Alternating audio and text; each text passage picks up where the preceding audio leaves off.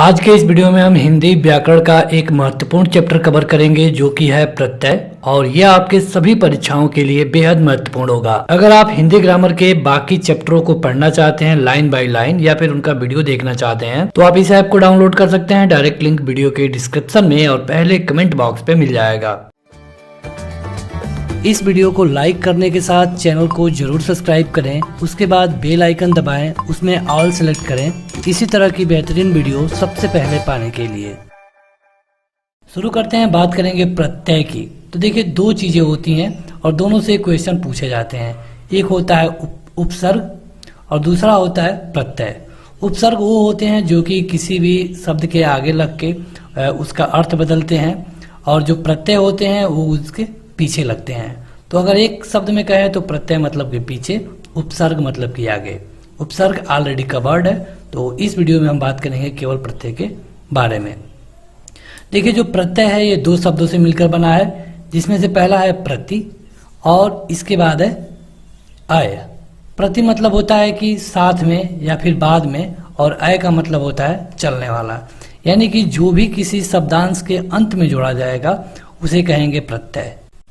जैसे कि बड़ा अगर कोई शब्द है और बड़ा के साथ हम आई को जोड़ देते हैं तो ये बन जाता है बड़ाई, यानी कि इसमें जो आई है ये क्या होगा, प्रत्यय होगा। प्रत्यय के भेद के बारे में देखेंगे तो प्रत्यय तीन तरह के होते हैं, जिसमें कि संस्कृत के प्रत्यय होते हैं, हिंदी के प्रत्यय होते हैं और विदेशी भाषा के प्रत्यय होते हैं। तो आपको हम तीनों को अलग अलग तरीके से और अच्छे तरीके से बताएंगे ताकि आपके सामने कोई भी एग्जाम आए तो वहां पे आपसे कोई भी क्वेश्चन ना छूटे। सबसे पहले हम बात करेंगे संस्कृत के प्रत्यय के बारे में। जो संस्कृत का प्रत्यय होता है यह मुख्य रूप से दो प्रकार का होता है। इसमें से पहला है कृत और दूसरा है तदित्र। देखिए होता क्या है कि जो हम हिंदी ग्रामर पढ़ते हैं उसमें संस्कृत के बहुत सारे रूल हैं जो कि हूबहू लगते हैं, इसलिए जरूरी है कि आपको संस्कृत का भी थोड़ा बहुत ज्ञान होना जरूरी है। तो इसलिए हम संस्कृत के जो भी प्रत्यय हैं उनको हम इस वीडियो में बता देंगे। सबसे पहले हम बात करेंगे जो संस्कृत के प्रत्यय हैं कृत और तदित्र, इसमें से कृत के बारे में। तो देखिए कृत प्रत्यय का मतलब ये होता है कि ये क्रिया या फिर धातु के साथ लगाए जाएंगे। जो भी प्रत्यय क्रिया या फिर धातु के बाद लगाए जाएंगे उनको हम कहते हैं कृत प्रत्यय। देखिए यहाँ पे कुछ उदाहरण है, जैसे कि लेखक, इसमें क्या जुड़ा है तो अक जुड़ा है। नायक अक जुड़ा है। गायक तो इसमें भी अक जुड़ा है। पाठक तो इसमें भी अक जुड़ा है। इस तरह कुछ शब्द होते हैं जो कि अक्कड़ लगाकर बनाए जाते हैं, जैसे भूल शब्द में अक्कड़ लगाया गया भुलक्कड़, घूम में अक्कड़ लगाया गया घुमक्कड़, पिए में लगाया गया है तो पियक्कड़, और इसी तरह जो तैरना है तैर में आक लगाया गया हो गया है तैराक या फिर लड़ाक। तो आप देखेंगे कि ये जो है ये संज्ञा है और इनके साथ लगाया गया था, या फिर ये क्रिया है इनके साथ ही लगाया गया था। तो कृत प्रत्यय वो होते हैं जो क्रिया या फिर धातु के साथ लगाए जाते हैं। अगला है तद्धित प्रत्यय। तो इसमें क्या होता है कि ये संज्ञा, सर्वनाम या फिर विशेषण के अंत में लगते हैं। अभी आपने इसके पहले वाला जो कृत प्रत्यय देखा वो क्रिया या फिर धातु के बाद लगाए जाते हैं, लेकिन इसमें जो दूसरा है तद्धित प्रत्यय, इसमें होता क्या है कि ये संज्ञा, सर्वनाम या फिर विशेषण के बाद में लगाए जाते हैं। संज्ञा, सर्वनाम और विशेषण को हमने ऑलरेडी कवर कर दिया है। अगर आपने नहीं देखा है तो इस वीडियो में पीछे जाके या फिर इसका प्लेलिस्ट चेक करके आप वहां से देख सकते हैं। तो यहाँ पे हमने देखा तद्धित प्रत्यय में कि इसमें संज्ञा, सर्वनाम और विशेषण होते हैं, जैसे कि लघु है, इसमें त जोड़ा गया है, हो गया है लघुता। बड़ा, इसमें आई जोड़ा गया है बड़ाई। सुंदर, सुंदरता। बूढ़ा, बुढ़ापा। तो इस तरह ये शब्द बनाए गए हैं। तो ये सारे जो शब्द बनते हैं ये तद्धित प्रत्यय के तहत आते हैं। यहाँ पे हम देखेंगे कृत प्रत्यय के प्रकार के बारे में, जो कि पहला था। तो कृत प्रत्यय भी दो तरह का होता है। इसमें से पहला होता है विकारी और दूसरा होता है अविकारी। अविकारी जिसको कि हम अव्यय भी बोलते हैं। कृत प्रत्यय में क्या होता है कि शुद्ध संज्ञा या फिर विशेषण से ये बनते हैं, और अविकारी में क्या होता है कि ये क्रियामूलक विशेषण से बनते हैं। जब उदाहरण आएगा तो आपको ज्यादा समझ में आएगा, और ये उतना पूछा आपसे परिभाषा नहीं पूछा जाता है, कहीं पर सीधे आपसे उदाहरण ही पूछा जाता है, इसलिए इसको उतना ध्यान देने की जरूरत नहीं है। अब हम बात करेंगे विकारी कृत प्रत्यय के भेद के बारे में। तो इसमें देखिए जो पहला होता है क्रियार्थक संज्ञा। जो क्रियार्थक संज्ञा होती है इसमें कृतवाचक संज्ञा, वर्तमान कालिक कृदंत और भूतकालिक कृदंत होता है। यहाँ पे हम देखेंगे, ये तो थे कुछ संस्कृत के, अब देखेंगे हिंदी के कृत प्रत्यय। हिंदी के जो कृत प्रत्यय होते हैं वो कृदंत शब्द से बनाए जाते हैं और इनके जो प्रकार हैं ये हैं कृतवाचक, गुणवाचक, कर्मवाचक, करणवाचक, भाववाचक और क्रियावाचक, या फिर इसको क्रियाद्योतक भी बोलते हैं। इसमें कृतवाचक कृदंत जो होते हैं इसमें क्या होता है कि इसमें हम जो शब्द जोड़ते हैं वो जो होता है आक, वाला, वया, त्रि, उक, अन, अंकु, आऊ, आना, आड़ी, आलू, इया, इयल, एरा, एत, ओड़, ओड़ा, आकू, अक्कड़, बन, वया, सार, हार, हारा। तो इन सब प्रत्ययों से जो शब्द बनेगा तो इन सब प्रत्यय को हम कहते हैं कृतवाचक कृदंत। देखिए आपसे परीक्षा में क्या पूछा जाता है कि सीधे सीधे पूछा जाएगा कि बताइए कि तैराक में कौन सा प्रत्यय लगा है। तैराक में कौन सा प्रत्यय लगा है, आपको ऑप्शन दे दिया जाएगा क, या फिर आक, या फिर अक, या फिर तैर। तो सही उत्तर होगा आक। तो इस तरह क्वेश्चन पूछे जाते हैं। आपको बस इसे एक सामान्य जानकारी के लिए बस देख लेना है वीडियो को, और इस वीडियो के लास्ट में आप देखेंगे कुछ इससे रिलेटेड क्वेश्चन जो कि परीक्षा में कई बार पूछे गए हैं। तो तैर में आक जुड़ा है, लड़ना में आका जुड़ा है, खेलना में ये जुड़कर खिलाड़ी बन गया है, गाना में वाला जुड़कर गाने वाला बन गया है। इसी तरह देखेंगे गुणवाचक कृदंत को, तो इसमें क्या होता है कि इसमें आऊ, आलू, इया, इयल, एरा, वन, वया, सार इत्यादि शब्द जोड़े जाते हैं। तो जहाँ पे ये शब्द जोड़े जाएं जैसे कि आऊ है, आलू है, तो यहाँ पे इनको हम कहेंगे गुणवाचक कृदंत। जैसे कि टिकना में आऊ जोड़ा जाए तो हो जाएगा टिकाऊ, सुहाना में अगर वन जोड़ा जाए तो हो जाता है सुहावन। अगला देखते हैं, ये होता है कर्मवाचक कृदंत। तो इसमें क्या होता है कि इसमें जो शब्द जोड़ते हैं वो होते हैं औना, हुआ, नी और हुई। जैसे कि यहाँ जो चाटना होता है इसमें अगर नी जोड़े तो चटनी हो जाता है, सूंघना में सूंघनी हो जाता है, बिकना में अगर औना जोड़े तो बिकौना हो जाता है, खेलना में अगर औना जोड़े तो खिलौना बन जाता है। इसी तरह होता है कर्णवाचक कृदंत। तो कर्णवाचक कृदंत में आपको आ, आनी, बड़ी ई, बड़ाऊ, ने और नी शब्द जोड़े जाते हैं। जैसे बड़ी ई के आप देखेंगे रेतना में अगर बड़ी ई जोड़ दिया जाए तो ये रेती हो जाता है, झूलना में अगर बड़ा आ जोड़ दिया जाए तो ये झूला हो जाता है। इसी तरह अगला होता है भाववाचक कृदंत। तो भाववाचक कृदंत के अंत में औ, बड़ा आ, आई, आप, आया, आओ, वट, हट, आहट, ई, औता, औती, त, ता, ती इत्यादि जोड़े जाते हैं। आपको केवल खास रूप से उनके जो यहाँ पे उदाहरण लिखे गए हैं आपको इन्हीं पर ध्यान देना है। जैसे कि यहाँ पे जो प्रत्यय है दौड़ना में, दौड़ में और जोड़ा गया है, घेरना में आ जोड़ के घेरा बनाया गया है। अगला है क्रियाद्योतक कृदंत। तो इसमें अंत में ता, आ, वा इत्यादि प्रत्ययों को जोड़ करके इसे बनाया जाता है। जैसे ब में अगर ता जोड़ दें तो बहता हो गया, भर में अगर ता जोड़ दिए तो बढ़ता हो गया। अब देखेंगे कुछ तर्दित प्रत्यय को जो कि हिंदी में होते हैं और इनकी संख्या होती है 8। इसमें होता है कृतवाचक, भाववाचक, उन्वाचक, संबंधवाचक, अपत्यवाचक, गुणवाचक, स्थानवाचक तथा अव्ययवाचक। आपको थोड़ा सा ध्यान देना है, जहाँ पर जो ज़्यादा महत्वपूर्ण होगा हम आपको बता देंगे कि आपको किसे याद रखना है। देखिए जो कृतवाचक कृदत्त प्रत्यय होता है इसमें संज्ञा के अंत में अर, आरी, इया, एरा, वाला, हारा, हार, दार इत्यादि प्रत्यय जोड़े जाते हैं। जैसे सोना में अगर आर जोड़ दें तो क्या बनेगा? सुनार। जुआ में अगर आरी जोड़ दें तो क्या बनेगा? जुआरी। इस तरह आपसे परीक्षा में पूछा जाएगा कि सोनार में कौन सा प्रत्यय है, तो ये है आर। कई बार लोग इसे केवल र को ट्रिक कर देते हैं क्योंकि सोना है और उसके बाद र जुड़ा है, जो कि गलत है, क्योंकि दोनों का अपना शब्द अर्थ कुछ न कुछ आना जरूरी है। भाववाचक जो तर्दित प्रत्यय होता है इसमें जो शब्द जोड़ते हैं वो होते हैं आई, त्व, पन, वट, हट, त, आस, पा। ये सारे शब्द जो जुड़ के बनाए जाते हैं ये होता है भाववाचक तद्धित प्रत्यय। उन्वाचक प्रत्यय में क्या जोड़ता है? आ, क, री, ओला, इया, बड़ी ई, की, टा, टी, डा, डी, ली या फिर वा। जैसे ढोल के अगर लास्ट में क जोड़ दें तो ये ढोलक हो जाता है। छाता के अगर लास्ट में री जोड़ दें तो ये छतरी हो जाती है। ये होता है उनवाचक तद्धित प्रत्यय। अगला है संबंधवाचक तद्धित प्रत्यय। इसमें जो जोड़ा जाता है शब्द होता है हाल, एल, औती, आल, ई, एरा, जा, वाल या फिर इस तरह के और भी।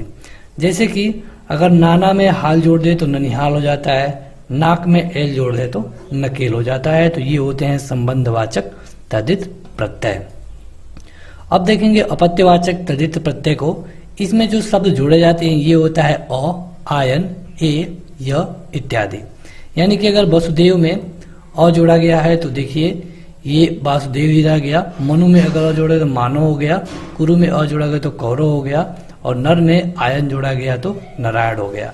यहीं से 8 क्वेश्चन बनते हैं। कुछ ऐसे क्वेश्चन भी बनेंगे जहां पे आपको समझ में नहीं आएगा, इसलिए जरूरी है कि इस वीडियो में जितने उदाहरण कराए जा रहे हैं आप खास रूप से उदाहरणों को देखें।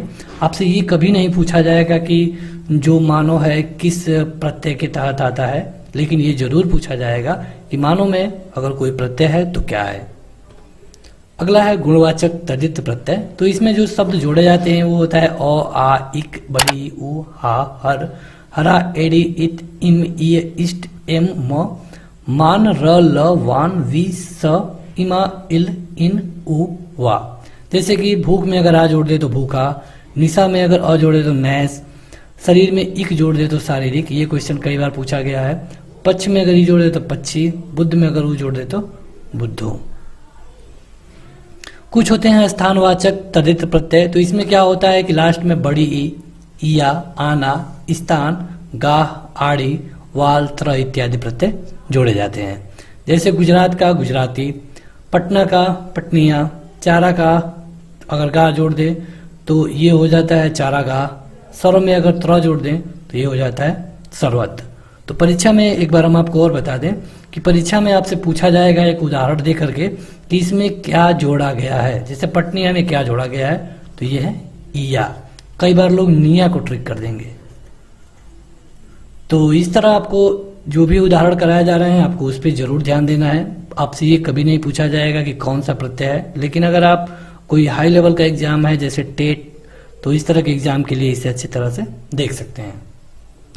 जो अव्ययवाचक तद्धित प्रत्यय है इसमें क्या होता है कि अंत में आ, अ, ओ, तना, भर, यो, त्र, दा, स इत्यादि प्रत्ययों को जोड़ा जाता है।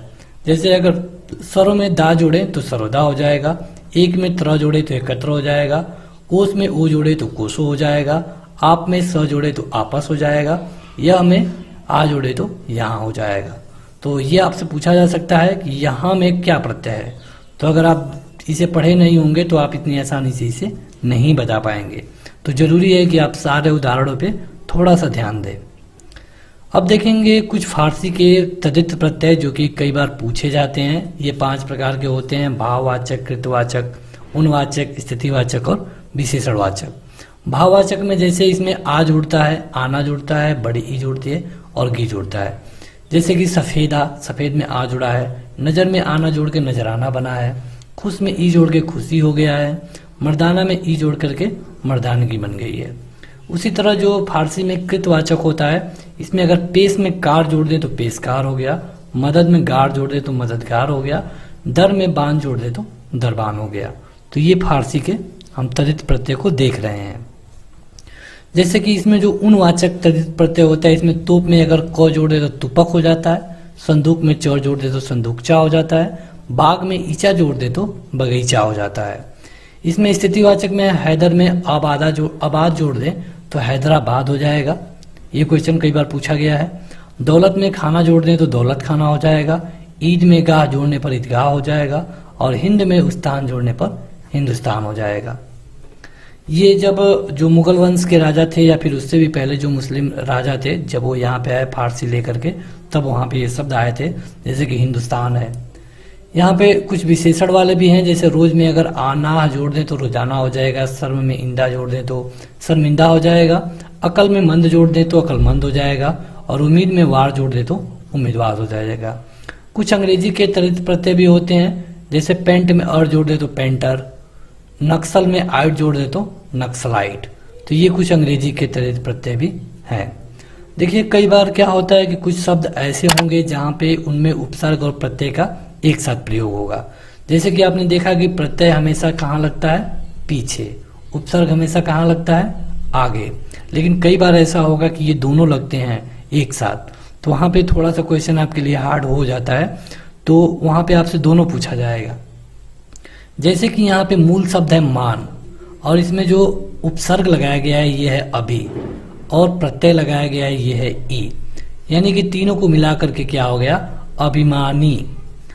अगर केवल इस तना को जोड़ दें केवल मान तक तो ये अभिमान हो जाएगा, जिसमें केवल उपसर्ग जुड़ा होगा। लेकिन अगर प्रत्यय में ई जोड़ दे बड़ी, तो ये अभिमानी हो जाता है।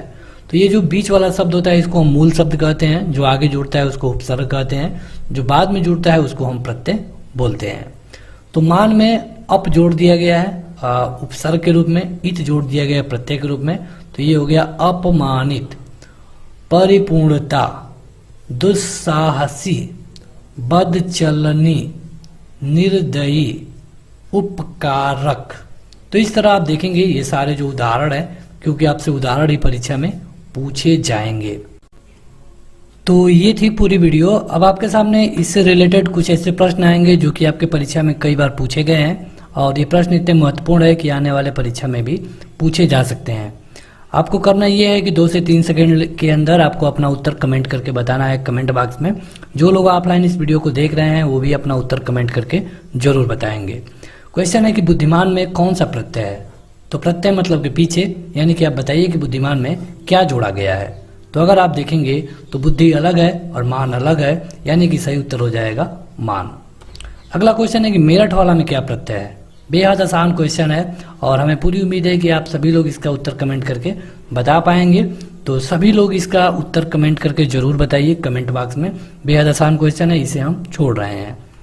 अगला है कि संज्ञा बनाने वाले कृत प्रत्यय कौन है, कौन नहीं है, जो संस्कृत का नहीं है ये आपको बताना है। संज्ञा बनाने वाले, तो इनमें से अगर आप देखेंगे तो ये त्रि, या और सा, ये तीनों हैं। जो आवा है ये संस्कृत का नहीं है। अगला क्वेश्चन है कि इनमें भी बताना है कि संज्ञा बनाने के लिए कौन तद्धित प्रत्यय नहीं है। इसमें भी अगेन वही क्वेश्चन पूछा गया है। तो इसमें अगर आप देखेंगे तो इसमें जो शब्द है वो है इक। इक जो ऐसा शब्द है जो कि संस्कृत का तद्धित प्रत्यय नहीं है। अगला क्वेश्चन है कि विशेषण बनाने वाले तद्धित प्रत्यय नहीं है। कौन ऐसा है जो कि विशेषण बनाने के लिए तद्धित प्रत्यय नहीं है, जो संस्कृत का होता है। तो इसमें आप देखेंगे तो आलू, इष्ट और इत, ये तीनों है। सही उत्तर होगा अ इसमें विशेषण में नहीं है। अगला है कि स्त्री जाति बनाने के लिए जो संस्कृत प्रत्यय नहीं है वो आप बताइए। स्त्री जाति बनाने के लिए, क्योंकि आप देखेंगे इसमें जो आनी है इससे तो स्त्री जाति ही बनती है, सेठ से सेठानी बनती है, और इस तरह ई भी है, और कई जगह आ भी लगता है। लेकिन अगर आप इसमें देखेंगे तो वाणी एक ऐसा शब्द है जो कि स्त्री जात बनाने के लिए संस्कृत का प्रत्यय नहीं है। तो अगला क्वेश्चन है कि डाकखाना में कौन सा प्रत्यय है। जैसे आप डाकखाना में देखेंगे तो सीधा सीधा दिख रहा है कि खाना इसमें से प्रत्यय है, लेकिन आपको बताना है कि ये खाना जो प्रत्यय है कैसा शब्द है, हिंदी है, संस्कृत है, या फिर दोनों है, या फिर विदेशी है। तो ये है विदेशी।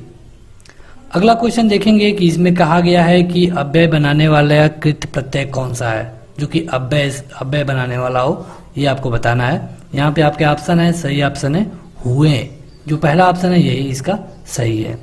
अगला है कि कमजोर में कौन सा उपसर्ग है। उपसर्ग पूछा गया है। देखिए जाहिर सी बात है कि इसमें जो उपसर्ग है ये है कम उपसर्ग है, क्योंकि ये आगे लगा है, और कम जब उपसर्ग है तो आपको बताना है कि कम कौन सा शब्द है। हिंदी है, संस्कृत है, उर्दू है। तो देखेंगे तो जो ये कम है, कम वक्त या फिर कमजोर, कम, इस तरह जो भी शब्द होते हैं ये उर्दू होते हैं। तो इसके लिए सही उत्तर होगा उर्दू। दुर्दिन में कौन सा उपसर्ग है। उपसर्ग मतलब कि आगे, बताइए दुर्दिन। कमेंट करके बताइए। बेहद आसान क्वेश्चन है, उतना हार्ड नहीं है। तो सही उत्तर होगा दुर। दूर, इस तरह जो दूर लिखा जाएगा ये इसके लिए सही उत्तर है। तो बस आज के इस वीडियो में इतना ही। आप इस वीडियो को लाइक करने के साथ अपने दोस्तों में जरूर शेयर करिए। हमें कमेंट करके बताइए कि आपको यह वीडियो कैसी लगी। इसके साथ आपसे जो भी क्वेश्चन पूछे गए हैं उनका उत्तर कमेंट करके जरूर बताएं।